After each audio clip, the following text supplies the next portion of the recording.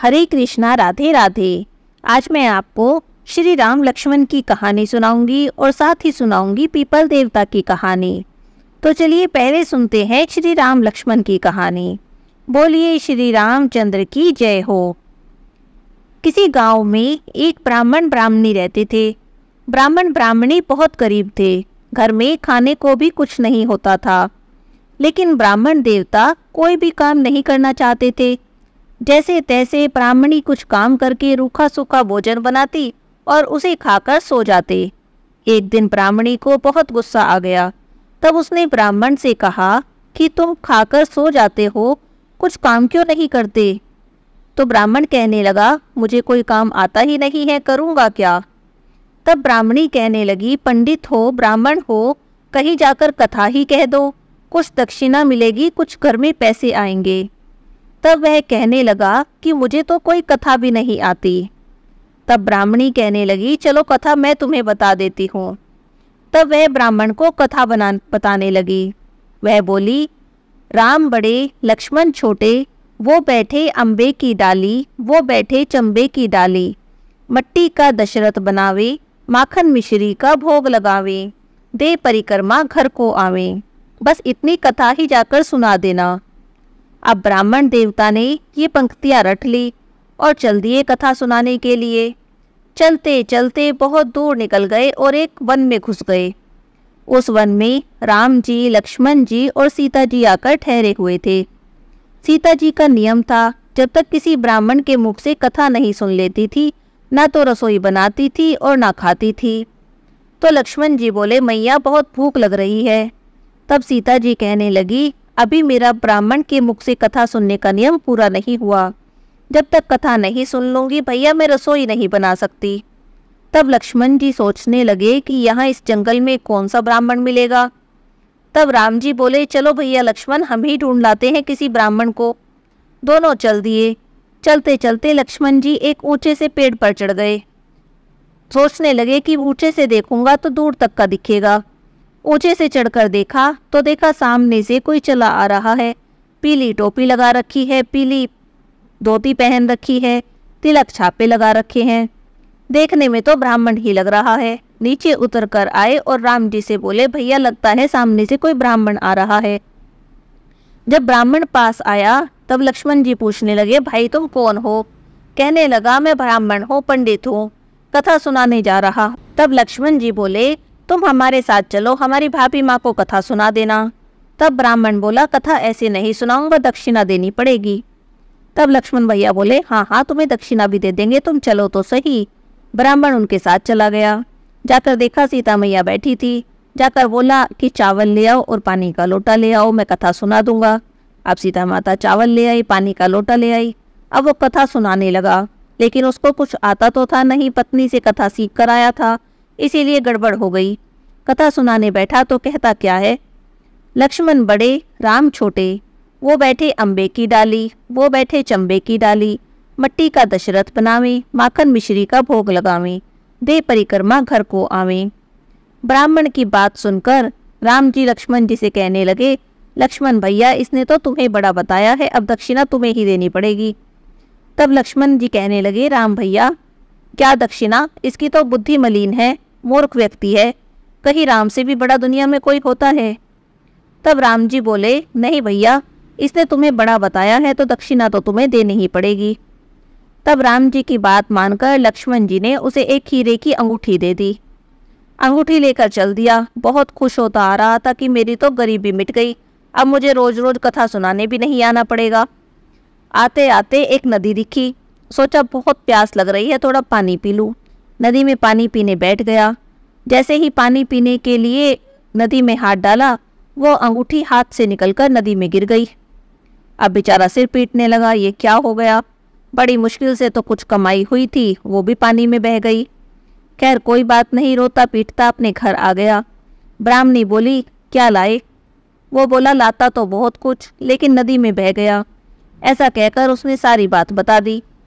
तो कहने लगी, कोई बात नहीं, तुम कल फिर चले जाना, लेकिन ये तो बताओ कथा सुनाकर कहाँ आए थे?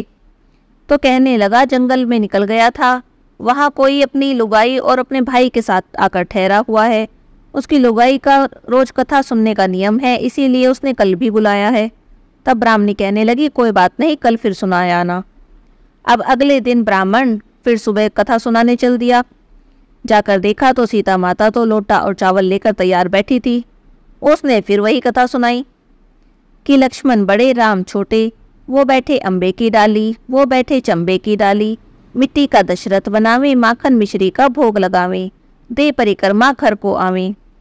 तब राम जी बोले, लक्ष्मण भैया, इसने तो आज भी तुम्हें ही बड़ा बताया है, आज भी दक्षिणा तुम्हें ही देनी पड़ेगी।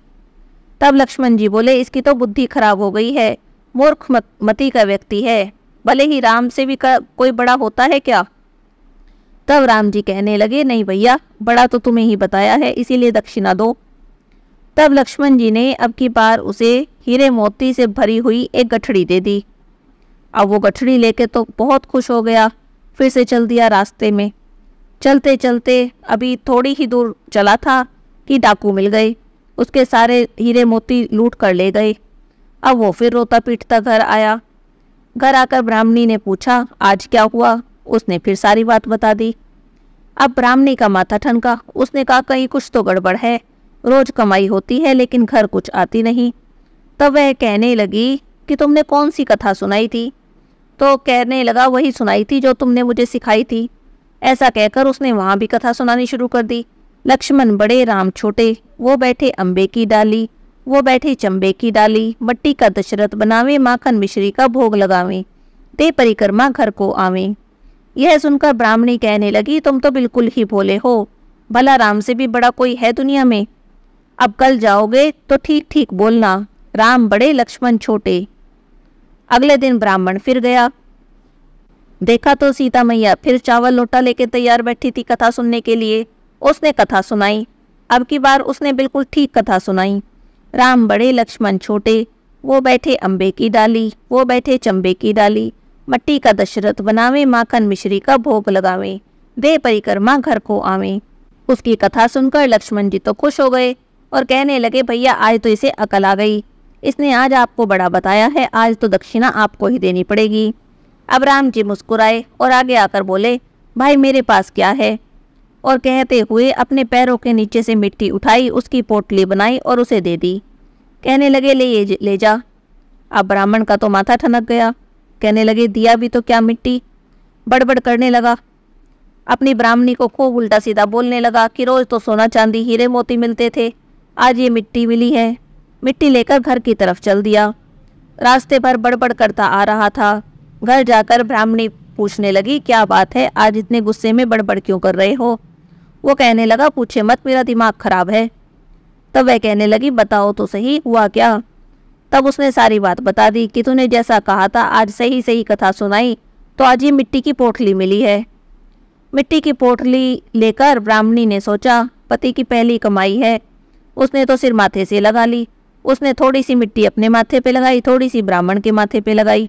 तो वह कहने लगा, क्या कर रही है, पागल हो गई है क्या।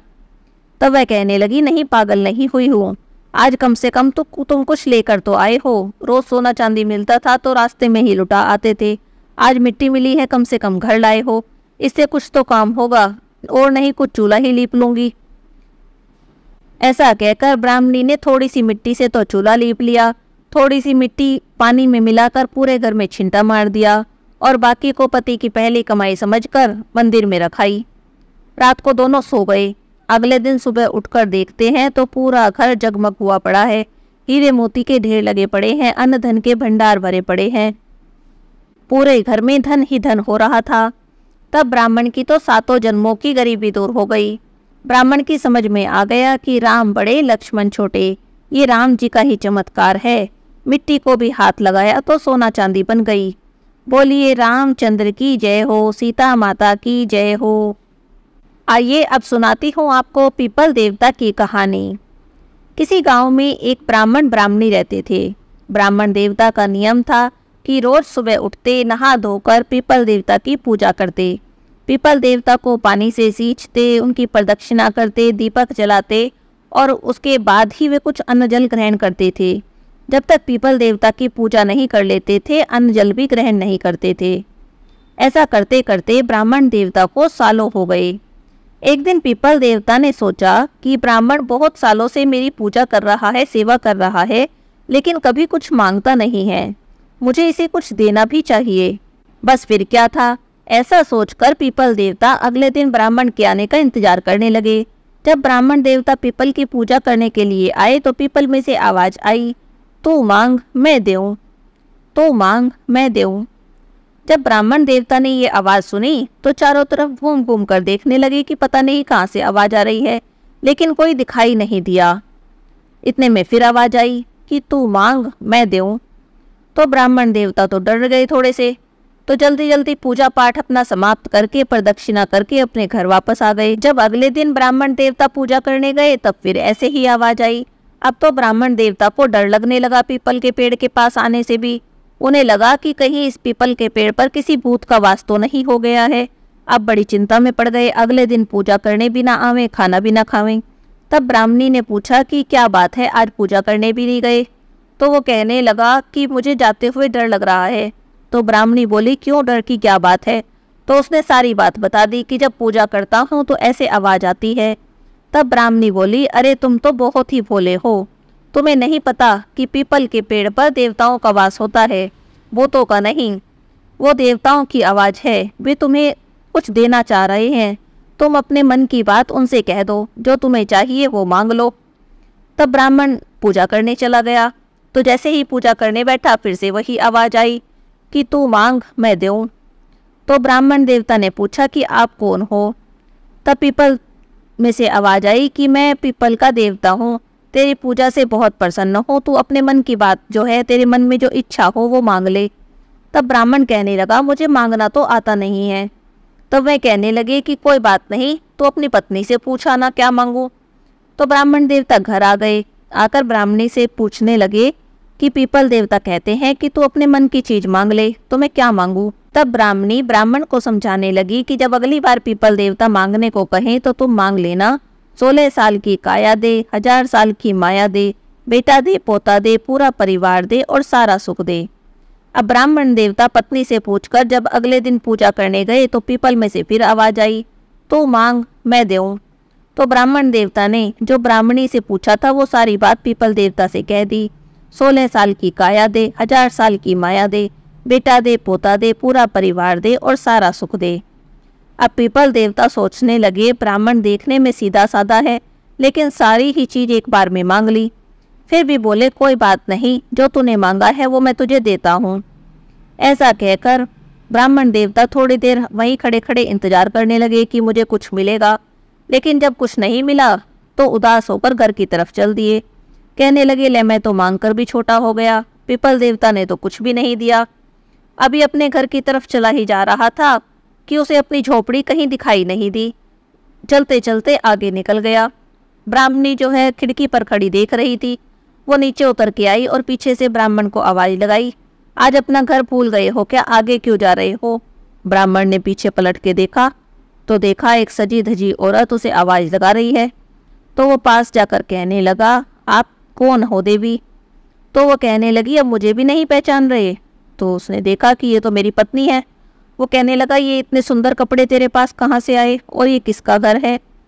तब वह कहने लगी, ये हमारा ही घर है और ये सुंदर कपड़े मुझे पीपल देवता की कृपा से मिले हैं। तब उसे कुछ समझ नहीं आया। तब ब्राह्मणी कहने लगी, घर के अंदर चलो, सारी बात समझ में आ जाएगी। अब घर के अंदर उसने जाकर देखा तो खूब बड़ा परिवार हो रहा है, पोते पोती खेल रहे हैं, सारा घर अन्न धन से भरा पड़ा है, धन के ढेर लगे पड़े हैं, अन्न के भंडारे भरे पड़े हैं। तब ब्राह्मणी उसे बताने लगी कि मैंने कहा था ना पीपल पर देवताओं का वास होता है, ये पीपल देव की ही कृपा है। तुमने मांगा और पीपल देव ने तुम्हें वो सारी चीजें दे दी। पीपल देवता की कृपा से हमारी तो 7 जन्मों की गरीबी दूर हो गई। अब ब्राह्मण देवता बहुत खुश हो गए। उन्होंने मन ही मन पीपल देवता को धन्यवाद किया। हे पीपल देवता, जैसे आपने ब्राह्मण की मनोकामना पूरी की, जैसे उसके घर को अन्न धन से भर दिया, ऐसे ही पीपल की पूजा करने वाले, पीपल देवता की कथा सुनने वाले सब पर अपनी कृपा करना। बोलिए पीपल देवता की जय हो।